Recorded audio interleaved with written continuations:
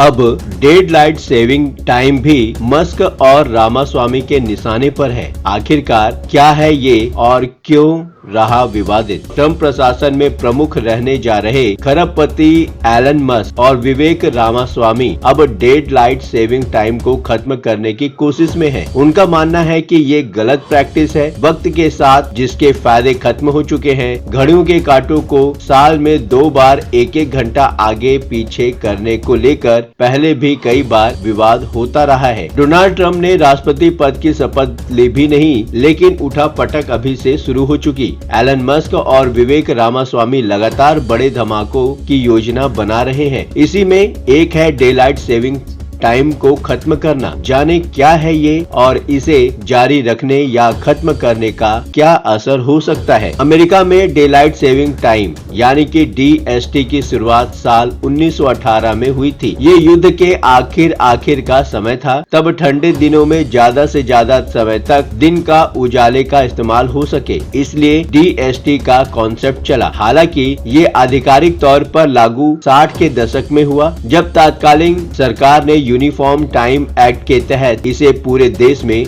लागू कर दिया। वैसे इसके काफी पहले भी दुनिया में DST आजमाया जा चुका है। इसे पहली बार बेंजामिन फ्रैंकलिन ने साल 1784 में इंट्रोड्यूस किया था। हालांकि इसका मौजूदा कॉन्सेप्ट न्यूजीलैंड के साइंटिस्ट जॉर्ज हडसन ने दिया था। हडसन ने साल 1895 में समय को 2 घंटे आगे पीछे करने का प्रस्ताव रखा था। अब समझते हैं कि क्या है डेडलाइट सेविंग टाइम। अमेरिका समेत दुनिया के कई देशों में घड़ी की सुइयां मार्च और नवंबर के दौरान एक बार आगे या पीछे होती हैं। इसमें गर्मी के मौसम में घड़ी की सुई को 1 घंटा आगे कर दिया जाता है, जिससे लोग दिन के उजाले का ज्यादा इस्तेमाल कर सके, और सर्दियां आने पर घड़ियों को वापस 1 घंटा पीछे कर दिया जाता है। इससे लोगों को ज्यादा वक्त अंधेरे में काम नहीं करना होगा और एनर्जी सेव होगी। वहीं गर्मी में घड़ी के 1 घंटा आगे बढ़ाने से भी ज्यादातर काम दिन की रोशनी में निपट जाएंगे। इससे भी बिजली की खपत कम होगी। US में यूनिफॉर्म टाइम एक्ट के तहत ये लागू तो हो गया, लेकिन इसे लेकर अक्सर भारी बहस होती रही। इसके कई कारण हैं। कई स्टडीज कहती हैं कि DST के चलते सड़क हादसे बढ़ जाते हैं, खासकर फरवरी मार्च के वक्त, क्योंकि सुबह की रोशनी देर से ही आती है, जबकि घड़ी की वजह से दिन पहले शुरू हो चुका होता है। कई डॉक्टरों ने ये दलील दी कि वक्त में मैन मेड बदलाव से हमारे शरीर की कुदरती घड़ी गड़बड़ा जाती है। इसकी वजह से जल्दी जागने की वजह से दिल की बीमारियां भी बढ़ी हैं। DST को शुरू ही किया गया था बिजली की बचत के लिए, लेकिन अब चूंकि लोग AC और कई इलेक्ट्रॉनिक उपकरणों का उपयोग करते हैं, तो एनर्जी सेव होती हुई भी नहीं दिख रही है। स्टैनफोर्ड यूनिवर्सिटी ने इस पर 40 से ज्यादा अध्ययन किए। इनमें पाया गया कि डेलाइट सेविंग टाइम की वजह से बिजली की खपत में सिर्फ 0.34% की ही कमी दिख रही है, जबकि इसके उलट एक स्टडी आ चुकी है। National bureau of economics research ने साल 2008 में एक स्टडी में पाया कि DST की वजह से कुल एनर्जी कंजप्शन 1% तक बढ़ सकता है। कैलिफोर्निया और फ्लोरिडा समेत कई बड़े राज्य इसके खिलाफ मुहिम चला चुके हैं। साल 2018 में फ्लोरिडा ने